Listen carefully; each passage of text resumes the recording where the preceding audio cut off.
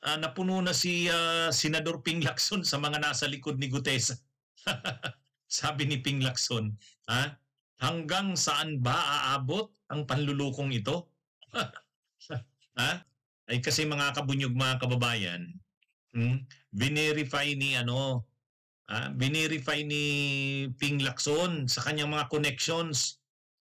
Yung mga connections niya sa syempre PMA riyan dati. So binerify niya sa kanyang mga connections kung totoo nga ba na nandun, kung totoo nga bang nandun sa loob ng Marines compound si Gutesa. Kasi yun ang sabi ni yun ang sabi ni Mike Defensor. Nasa loob daw ng Marines compound. Sabi ni Mike Defensor, kumpirmado niya nandun sa loob ng Marines compound, pinoprotektahan ng mga kasamahan niyang Marines si Gutesa. Sabi naman ni Ping Lacson, binerify niya ito, mga kabunyog, mga kababayan, sa kanyang mga kasamahan sa PMA. Siyempre may mga kavalyer siyang kasama. Ang isa nga dyan sa nagsabi mismo si Kerubin, si retired Marine Colonel Kerubin. Kinatulong daw siya ni Lacson at kinumpirma niya at nakumpirma niyang wala ito sa loob ng Marines compound.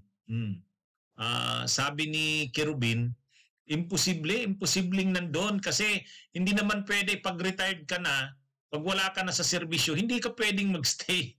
Pwede kang bumisita pero hindi ka pwedeng tumagal doon. Yun ang sabi ni Kerubin. Si Kerubin dating Marine siya na. Kaya kinuntak daw siya ni Ping Lacson, humingi ng tulong na sinabihan siya na malawak ang yung network. Ariel, pwede bang tulungan mo akong ikumpirma? Di kinumpirma niya naman daw, wala naman daw doon.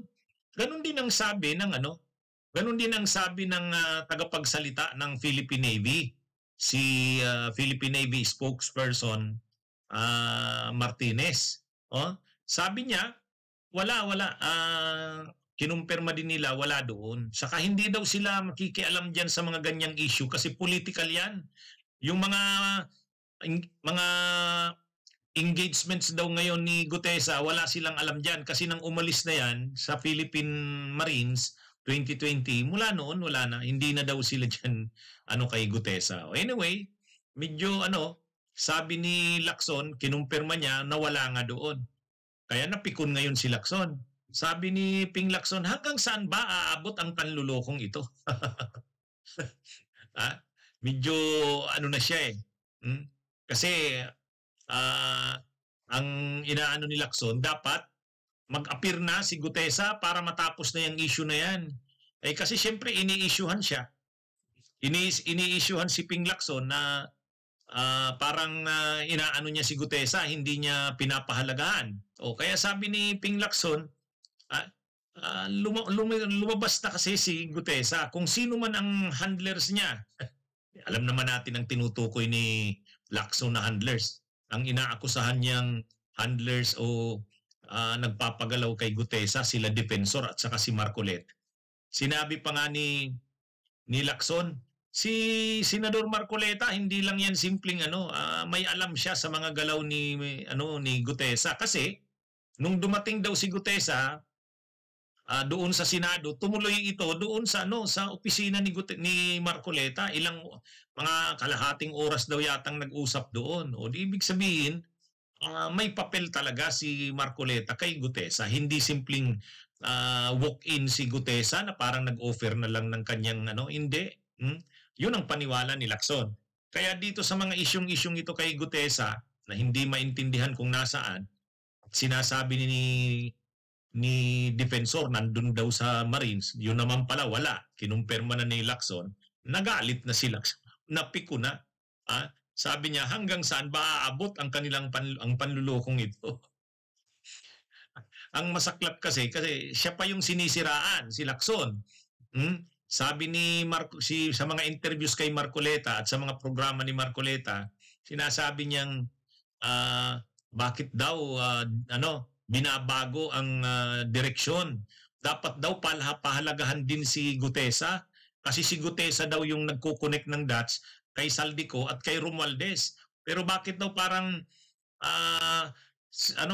mali na ang direksyon tungkol kay Gutesa? Hindi daw binibigyang halaga yung mga testimonya nito samantalang napaka-credible nitong witness. Kasi wala naman daw ditong wala daw makukuha si Gutesa. Wala rin mas marami sa kanya yung mawawala, security niya, pati ng kanyang pamilya. Kaya sabi ni Marcoleta, dapat pahalagahan si Gutesa. Pero parang sa investigasyon daw ni Ping Lacson, bilang bilang chairman ng Blue Ribbon, hindi ito pinahahalagahan. Kaya medyo napipiko na diyan si Ping Lacson sa akusasyon na yan. Sabi ni Ping Lacson, ilabas nyo na kasi si Gutesa. Kung sino man ang nasa likod niya ni Gutesa, alam niya naman kung sino, ilabas na. Kaya sabi ni Lacson, sa November 14, dapat mag-appear si Gutesa. Kaya siya na mismo gumagawa ng paraan malocate si Gutesa. Kaya lang, ang problema, parang winawala siya. Tulad niyan, sinasabi ni Mike Defensor na nasa Marines Compound, yun naman pala wala. Napiko na si Lacson, sabi ni Lacson. Hanggang saan ba aabot ang panlulukong ito? Kahit si Kerubin, yun din ang pananaw. Sabi ni Kerubin, umanga pa naman ako sa kanya kay kay Gutesa kasi pareho sila Marines. Di syempre sabi niya, proud ako sa iyo bilang Marines. Kasi matapang, naglakas loob, nanindigan para ilabas ang kanyang nalalaman tungkol kay Romualdez at kay Saldico. Kaya sabi ni Kerubin, saludo pa naman sana ako sa iyo, bumilib pa naman ako. Kaya dapat sa iyo, lumabas ka na, magpakita ka na para matapos na ito. Magkaalaman kung anong totoo. Yun, tama. Tama naman yung Kaya mali din yung sinasabi nila Marcoleta at sa kanila Defensor na si Lacson ay hinahadlangan, hinaharangan ang testimonya ni Gutesa. Hindi naman ganoon eh. Si Lacson pa nga yung mag-appear si Gutesa. Kaya ewan natin dito. Pero ayan, puno na si Lacson. Kaya sa November 14, mainitan yan. Abangan natin. Mainitan naman ang banggaan yan ni Marcoleta at ni Lacson.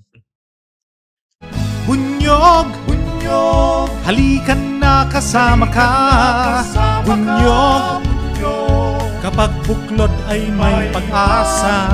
Luzon, Visayas, Mindanao, isa ang pananaw. Sa bagong Pilipinas ang bunyog isisigaw. Bunyog, bunyog.